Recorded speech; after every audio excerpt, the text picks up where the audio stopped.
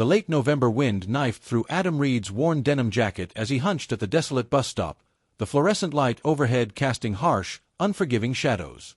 Rain, more icy sleet than water, needled his face. His shift at the cavernous, understaffed Value Mart warehouse had ended hours late, leaving him bone-tired and facing a long, cold journey back to his cramped, damp studio apartment. The city around him pulsed with indifferent life, headlights blurring on the wet asphalt, distant sirens wailing. Beside him, almost merging with the gloom, stood a woman. She was hunched in on herself, arms wrapped tightly across a thin, expensive-looking but utterly impractical silk blouse. Violent shivers racked her frame, her lips tinged blue, her gaze fixed vacantly on the rain-slicked street. She looked less like a person waiting for transport and more like a statue of pure, defeated cold. Adam registered her distress with a dull ache of empathy cutting through his own fatigue. He recognized that specific brand of misery, the kind that seeped deep into the marrow.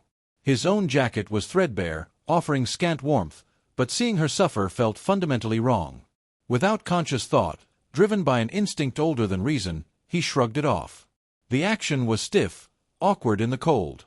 He stepped closer, the damp pavement gritty under his worn boots, and gently draped the worn denim over her trembling shoulders. The woman flinched violently, startled, her head snapping up. Her eyes, wide with surprise and residual cold, met his. They were sharp, intelligent eyes, red-rimmed now, holding a flicker of something beyond shivering, perhaps shock at the unexpected kindness. She stammered a protest, her voice thin and raspy, insisting she couldn't take it, that he needed it himself. Adam simply shook his head, a small, dismissive gesture, offering a brief, tired smile that didn't quite reach his own cold-numbed eyes. He mumbled something about managing fine, taking a deliberate step back to give her space, turning his collar up against the renewed assault of the wind. The gesture was small, almost insignificant in the grand, uncaring scheme of the city.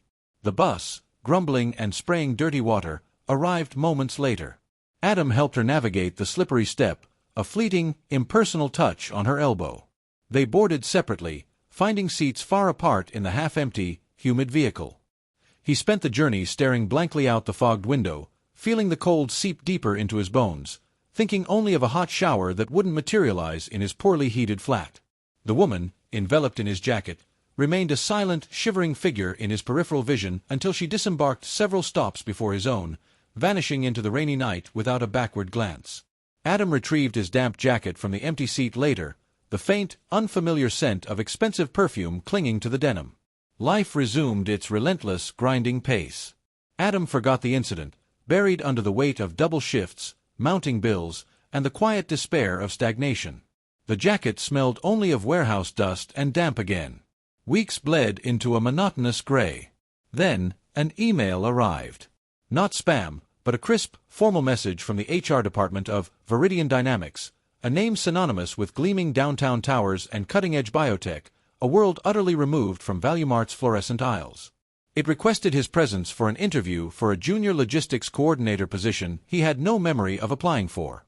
Suspicion warred with bewildered hope. Had it been sent in error? The salary mentioned was double his current earnings, a lifeline he couldn't ignore. The interview took place in a sleek, minimalist space high above the city, the air humming with quiet efficiency.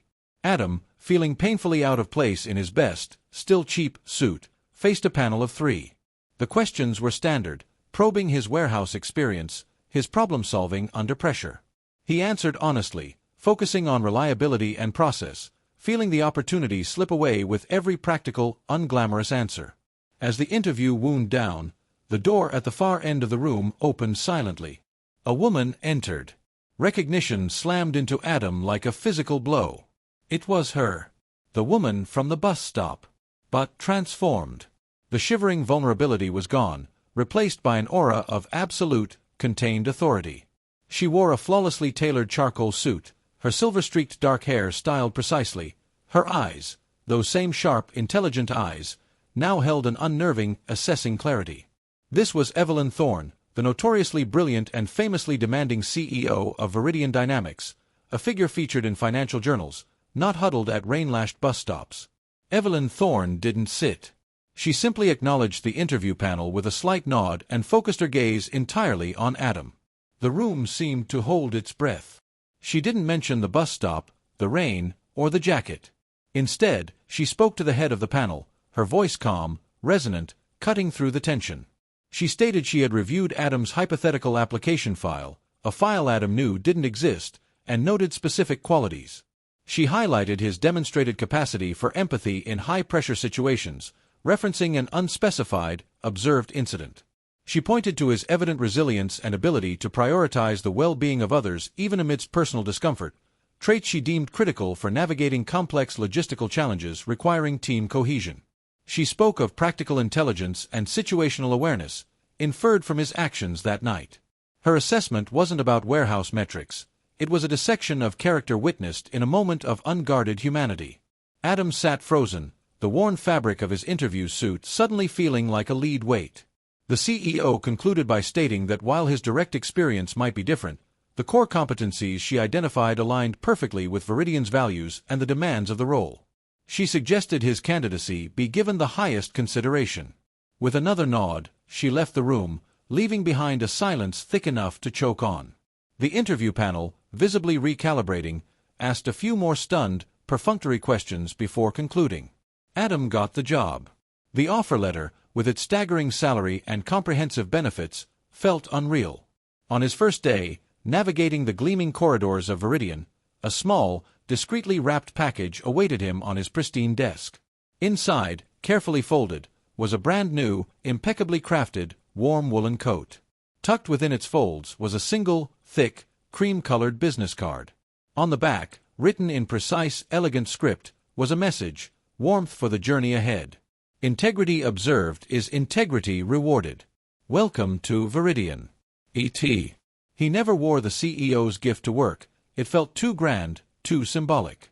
But on cold mornings, waiting for the bus, Adam Reed would sometimes touch the fine wool of the new coat, a tangible reminder that in a vast, indifferent city, the smallest act of instinctive kindness, offered without expectation to a stranger shivering in the dark, could unexpectedly reroute the entire trajectory of a life. The CEO hadn't just given him a job, she had recognized the invisible currency of decency and invested in it, altering his world with the same quiet decisiveness she commanded her empire.